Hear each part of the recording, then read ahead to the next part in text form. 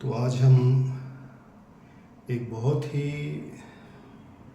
आवश्यक एक विषय है उस पर हम बात करेंगे। और इस विषय पर बात करना इसलिए भी आवश्यक है क्योंकि इस विषय पर बहुत ज़्यादा इस समय लोगों में एक भ्रांति फैली हुई है। तो मैंने आपको पहले भी एक वीडियो में बताया हुआ है कि ओमकार का स्वरूप क्या है और ओमकार की साधना जो है वह कैसे करनी है। तो इस वीडियो में हम देखेंगे कि ओमकार का स्वरूप, ओमकार किसका बोधक है, ओमकार की साधना किस प्रकार से करनी है, और इसमें हमें ये भी देखना है कि जब हम ओमकार की बात करते हैं तो ओमकार किसका बोधक है। तो हम सभी को मालूम है कि ओमकार ईश्वर का बोधक है। और वह ईश्वर कौन है? वह ईश्वर शिव पुराण के अनुसार शिव है, जिन्होंने ओमकार के बारे में बताया भी है। तो उसको भी हम देखेंगे। तो हमने क्या देखा? हमने ये देखा कि ईश्वर कौन है। ईश्वर, अगर आप समझना चाहते हैं ईश्वर कौन है, तो आपको ये समझना पड़ेगा कि वह परम पुरुष या वह विशेष पुरुष जो सभी क्लेशों से मुक्त है, यानी कि उसके अंदर अविद्या, अस्मिता, राग, द्वेष, अभिनिवेश, यह सभी क्लेश समाप्त हो चुके हैं या है ही नहीं, इनका कोई बीज है ही नहीं। और जब क्लेशों से मुक्त है तो वृत्तियों से मुक्त है, सो क्लेशों से उत्पन्न होने वाले सारे संस्कारों से भी मुक्त है।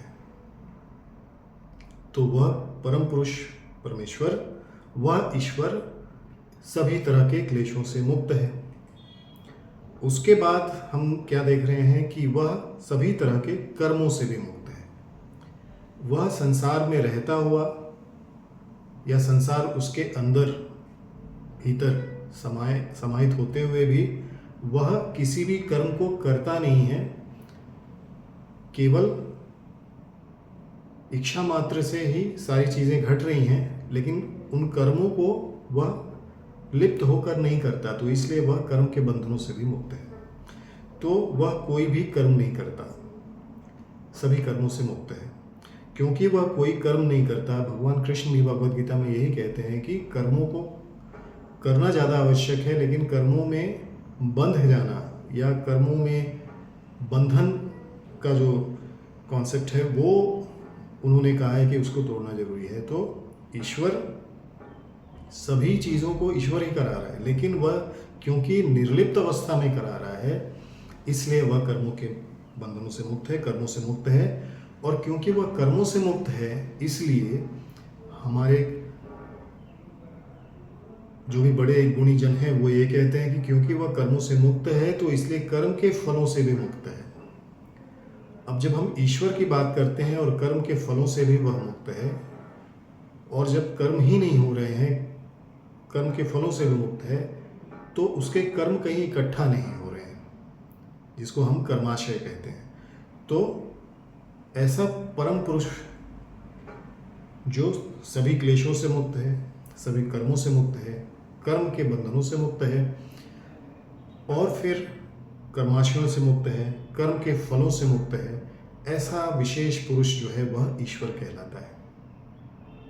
यहाँ पर हमें समझना पड़ेगा कि देवता एक योनि है, और जब हम ईश्वर की बात करते हैं तो वह देवताओं से भी ऊपर की बात करते हैं, जिसने उन देवताओं की भी योनि क्रिएट की।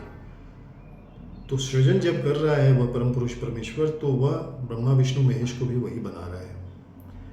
तो ऐसा ईश्वर जो सभी कर्मों से मुक्त हो, क्लेशों से मुक्त हो, उसके फलों से मुक्त हो, और फिर उसके कर्माशयों से मुक्त हो, ऐसा विशेष पुरुष ईश्वर कहलाता है।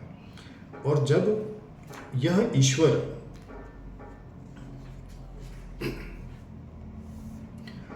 समझने की कोशिश हम करते हैं तो हमें यह भी समझना है, क्योंकि ऐसा ईश्वर सर्वशक्तिमान है, सारी दुनिया सारा संसार इसी ने बनाया और इससे पुरातन कुछ नहीं है, इसीलिए इसे सनातन भी कहा गया।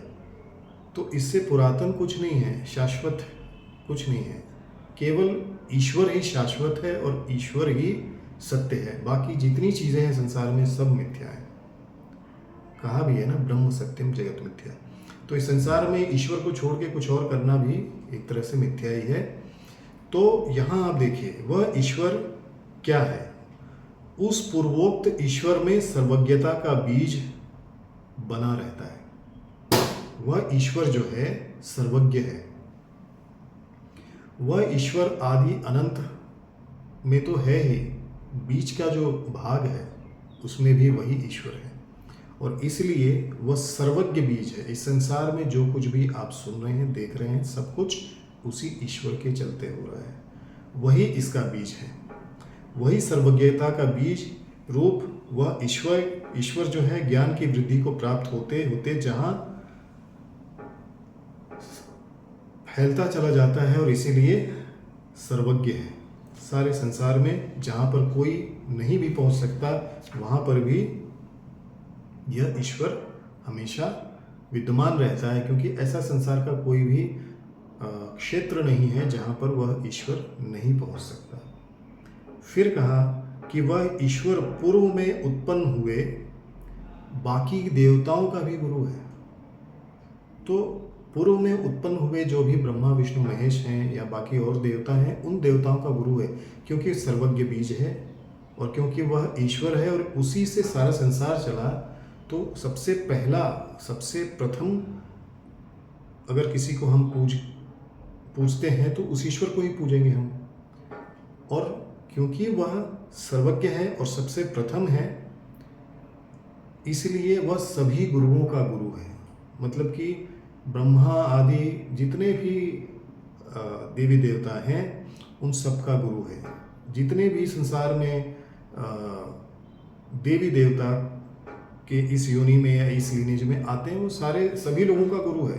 तो ईश्वर से बड़ा इस संसार में कुछ है ही नहीं। जो कुछ भी आया ईश्वर से ही आया, उसको अलग अलग नाम से अलग अलग काम से बुला सकते हैं आप, लेकिन जो कुछ भी है वह ईश्वर से ही उत्पन्न हुआ है। वही ईश्वर सर्वज्ञ बीज है, सभी बीजों का बीज है, यही शाश्वत है, यही सत्य है। अब जब ईश्वर के बारे में हमने इतना समझा तो हमें ये भी समझना पड़ेगा कि उस ईश्वर को योग क्या कहता है। योग आपको बताता है कि जब हमें मालूम है कि वह सर्वज्ञ है, सभी गुरुओं का गुरु है, आदि अनंत है, विशेष पुरुष है, परम पुरुष परमेश्वर कहा जाता है उसे, तो उसका बोधक क्या है, उसका सिंबल क्या है, उसको हम अगर समझना चाहें या पुकारना चाहें तो कैसे पुकारें। तो कहा है तस्य वाचकः प्रणवः। उस ईश्वर का वाचक यानी कि बोधक जो है वह है प्रणव। तो प्रणव यानी कि ओंकार। तो ये ध्यान रखिए कि ईश्वर एक ही है जो सभी बीजों का बीज है, सर्वज्ञ है, वह सभी गुरुओं का गुरु है, उससे प्रथम, उससे पहले कुछ हुआ ही नहीं है। और उस परम पुरुष परमेश्वर ईश्वर का बोधक जो है, सिंबॉलिक रिप्रेजेंटेशन जो है, वह प्रणव ही है, ओंकार ही है, बाकी कुछ और नहीं है। ये बिल्कुल समझ लीजिए।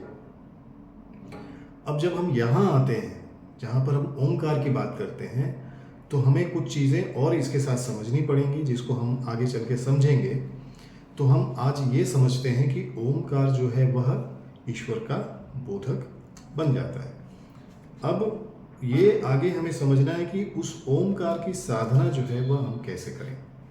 तो ओंकार की साधना जो है बहुत ही सुंदर तरीके से बताया है हमारे योग के मनीषियों ने कि उस ओंकार जो शब्द है ओंकार का, उसे उसके अर्थ के साथ जपना शुरू कर दीजिए। अब वह जप वाचिक भी हो सकता है, उपांशु भी हो सकता है, मानसिक भी हो सकता है। उसको किस तरह से जपना है मेरे दूसरी वीडियोस में मैंने बताया है कि कितना समय, कम से कम 10 साल कैसे लगता है, वो मैंने आपको बताया है। तो अभी यहाँ वो चीज़ नहीं बोलूँगा मैं। लेकिन अगर आप ओमकार पर केवल ध्यान करते हैं या ओमकार का उच्चारण करते हैं अर्थ के साथ में, या उसका जाप करते हैं अर्थ के साथ में, तो यही मार्ग बताया गया है जो सर्वोत्तम मार्ग है ओमकार को सही तरीके से जपने का। और याद रखिए कि ओमकार के अलावा कुछ और नहीं कहा गया है, क्योंकि बाकी जो कुछ भी संसार में आया ओमकार से ही पैदा हुआ है, चाहे वो कुछ भी दिखाई देता हो आपके सामने। ओमकार ही सर्वज्ञ है, ओमकार ही सर्वगुरु है, ओमकार ही ईश्वर है। ओमकार से बड़ा इस संसार में कुछ है ही नहीं। अब देखते हैं कि इसी चीज़ को, क्योंकि इसको लिखने वाले और इसके ऊपर जो भाष्य लिखा है जिन्होंने, महर्षि वेद व्यास, उन्होंने ही एक और ग्रंथ लिखा जिसको उन्होंने शिव महापुराण कहा। तो शिव महापुराण में क्या कहते हैं? भगवान शिव कहते हैं कि पूर्व काल में मैंने अपने स्वरूप भूत मंत्र का उपदेश किया। तो यहाँ शिव कहते हैं कि अपने स्वरूप का मंत्र के रूप में मैंने उपदेश किया, यानी कि दीक्षा दी, जो ओमकार है और वह प्रमुख है। तो यह ओमकार जिस ईश्वर के बारे में बोधक बना हुआ है, वह ईश्वर कौन है? वह शिव है। थोड़ा सा यहाँ अंतर है। जब आप शिव महापुराण पढ़ेंगे या फिर अपने वेद पुराणों को पढ़ेंगे तो आपको समझ में आएगा कि महेश्वर, रुद्र और शिव एक, वैसे तो सब उसी शिव के ही अंश हैं, लेकिन थोड़ा थोड़ा अलग अलग उनका रोल बटा हुआ है। तो भगवान शिव कहते हैं पूर्व काल में मैंने अपने स्वरूप भूत मंत्र का उपदेश किया है, जिसे हम ओमकार कहते हैं। वह महामंगलकारी मंत्र है। ओमकार से बड़ा मंगलकारी संसार में कोई मंत्र है ही नहीं। लेकिन जब आप इस महामंगलकारी मंत्र का जाप करते हैं तो उसको जपने के समय आपको उसके अर्थ के साथ उसे जपना है। फिर कहा, भगवान ने क्या कहा? भगवान ने कहा, ओमकारो मन्मुखाग्ये प्रथमम मत प्रबोधकः। उन्होंने कहा सबसे पहले मेरे मुख से ओमकार प्रकट हुआ। तस्य वाचक प्रणव, उस ईश्वर का बोधक जो है प्रणव है। और यहाँ ईश्वर स्वयं कहते हैं कि सबसे पहले मेरे मुख से ओमकार प्रकट हुआ, जो मेरे स्वरूप का बोध कराने वाला है। किसके स्वरूप का? शिव के स्वरूप का बोध कराने वाला है। ओमकार वाचक है, यानी कि बोधक है, और मैं वाच्य हूँ, यानी कि जिसका बोध करा रहा है। तो आपको ये समझना पड़ेगा कि ओमकार जो है वह वाचक है, बोधक है उस बोध का, जो कि स्वयं शिव है। तो ओमकार बेसिकली आपके समझ में आ गया होगा कि ओमकार या ईश्वर जो शब्द है वह अपने आप में ही एक ऐसा शब्द है जो अपने आप में ही पूर्णता को देने वाला है। जब आप ईश्वर को जपते हैं तो बेसिकली आपके मन से बस एक ही चीज़ निकलना चाहिए, ओमकार, और कुछ नहीं निकलना चाहिए, क्योंकि सब कुछ उसी ओमकार के अंदर है। फिर आप शक्ति साधनाएं करें, फिर आप वैष्णव साधनाएं करें, फिर आप कोई भी साधना करें, सब उसी परब्रह्म परमेश्वर से निकला हुआ है। और ऐसे बहुत लोग हैं संसार में जो ये कहते हैं कि कौन बड़ा है, कौन बड़ा है। तो उनके लिए भी एक प्रश्न है कि ईश्वर शब्द का संस्कृत में अर्थ क्या है, या इसका पर्यायवाची आप खोज लीजिए तो आपके समझ में आ जाएगा कि इस ईश्वर का कोई और पर्यायवाची है ही नहीं। और यही शिव हैं जिसकी साधना, चाहे वो भगवान राम ने की हो रामेश्वरम में, या भगवान कृष्ण ने की हो, चाहे महेश ने की हो, चाहे रुद्र ने की हो, चाहे हनुमान जी ने की हो, चाहे किसी ने भी की हो, यह शिव जो हैं सबसे बड़े हैं और सबके पिता हैं। इन्हीं शिव से सारे संसार के सभी देवी देवताओं ने जन्म लिया। अपने अपने भाषाओं में, अपने अपने अलग अलग संप्रदायों में उनका अलग अलग नाम दिया, लेकिन है वो शिव। शिव से बड़ा संसार में कुछ नहीं है। अब आगे देखिए क्या कहते हैं, यह मेरा मंत्र स्वरूप है, मेरा ही स्वरूप है। ओंकार शिव का ही स्वरूप बताता है। प्रतिदिन ओंकार का निरंतर स्मरण करने से मेरा ही स्मरण होता है। तो प्रतिदिन अगर आप ओंकार का निरंतर स्मरण करेंगे तो आप भी क्लेशों से मुक्त हो जाएंगे, आप भी चित्त की वृत्तियों से मुक्त हो जाएंगे। क्लेश समाप्त होंगे तो आपके अंदर जो पुराने कई जन्मांतरों के जो संस्कार हैं वो भी समाप्त हो जाएंगे। यह केवल और केवल आपको योग ही बता रहा है यह मार्ग, बाकी कहीं पर आपको कहीं नहीं लिखा हुआ है कि ऐसा करने से आपके सभी क्लेश समाप्त हो जाएंगे, सारे संस्कार समाप्त हो जाएंगे। केवल योग मार्ग से ही यह पॉसिबल है। अब कहते हैं शिव जी, पहले मेरे उत्तरवर्ती मुख से अकार, अब जैसे हमें मालूम है अ उ म बिंदु और नाद, यह सारी चीज़ें मिलकर ओंकार बनाती हैं। तो हमें यहाँ पर भगवान स्वयं कह रहे हैं कि मेरे उत्तरवर्ती मुख से अकार उत्पन्न होता है, मेरे पश्चिम मुख से उकार उत्पन्न होता है, दक्षिण मुख से मकार उत्पन्न होता है, पूर्व मुख से बिंदु और मध्य जो बीच का मुंह है उससे नाद उत्पन्न होता है। अब नाद उत्पन्न होता है, वह नाद ऑलरेडी है अंदर ओंकार के, आप में या हम में या संसार के किसी भी प्राणी में इतनी शक्ति नहीं है कि नाद को खड़ा कर दें, क्योंकि वो तो भगवान शिव कर सकते हैं, आप शिव तो हैं नहीं, आप तो उनके भक्त हैं। हम केवल ओंकार को जप सकते हैं, वह नाद कब प्रकट होगा वह हमारे कर्मों पर निर्भर करता है। इस प्रकार 5 अलग अलग अवयव मिल जाते हैं तो ओंकार का विस्तार हो जाता है और ओंकार पूरी तरह से बन जाता है। इन सभी अवयवों से एकीभूत होकर वह प्रणव नाम का ओंकार एक अक्षर बन जाता है। तो आपके समझ में आ गया होगा कि यह प्रणव ओंकार का अक्षर बन जाता है। और यह ओंकार, यह नाम रूपात्मक सारा जगत, वेद वर्णित स्त्री पुरुष सब कुछ, ओंकार कोई मेल नहीं है, कोई फीमेल नहीं है। आप अगर शक्ति हैं, आप अगर स्त्री हैं तो आपके लिए ओंकार स्त्री रूप में है, अगर आप पुरुष हैं तो आपके लिए पुरुष रूप में है। लेकिन ज़्यादा आवश्यक यहाँ ये है कि ओंकार की साधना होनी चाहिए। संसार में जितनी ज़्यादा ओंकार की आप साधना करेंगे, देखिए सभी मंत्रों में, सभी मंत्रों का जड़ जो है, सभी मंत्रों का आधार जो है वह ओंकार है। इसी ओंकार से शिव पंचाक्षरी उत्पन्न हुआ, इसी ओंकार से सारे संसार के सभी मंत्र उत्पन्न हुए। तो ओंकार पर अगर आप ध्यान लगाते हैं तो आप 100% अपने जीवन में सक्सेसफुल होंगे। लेकिन ओंकार पर ध्यान लगाना और ओंकार की साधना करना सबके बस का नहीं है, क्योंकि इस संसार में आधे से ज़्यादा लोग तो लोगों को भ्रांति फैलाने में लगे हुए हैं। सबसे बड़ा चीज़ तो यही सुनने में आता है कि आप ओंकार कहीं पर भी चलते फिरते करवा लेते हैं, जूते चप्पल पहन के करवा लेते हैं। ओंकार एक ऐसा नाद है, एक ऐसा शब्द है जिससे सारा संसार बना है, सारे देवी देवता, सब कुछ जो भी आपके आसपास दिखता है, चाहे वो कोई भी हो, वह सब कुछ ओंकार में है। तो आपके मन में उसके प्रति श्रद्धा होनी चाहिए, भक्ति होनी चाहिए। तो बहुत आवश्यक है कि ओंकार को उसी रूप में पूजें। और ओंकार को अगर आप ठीक से साधना करना चाहते हैं तो उसके नाद को अगर आप समझना चाहते हैं तो उसके लिए आपको लय योग और स्वर योग का एक बहुत ही अच्छा तालमेल बनाकर आपको उसकी साधना करनी चाहिए। किसी से भी सुनकर कि भागवत में ये लिखा हुआ है, भागवत में कहीं पर भी नहीं लिखा हुआ है।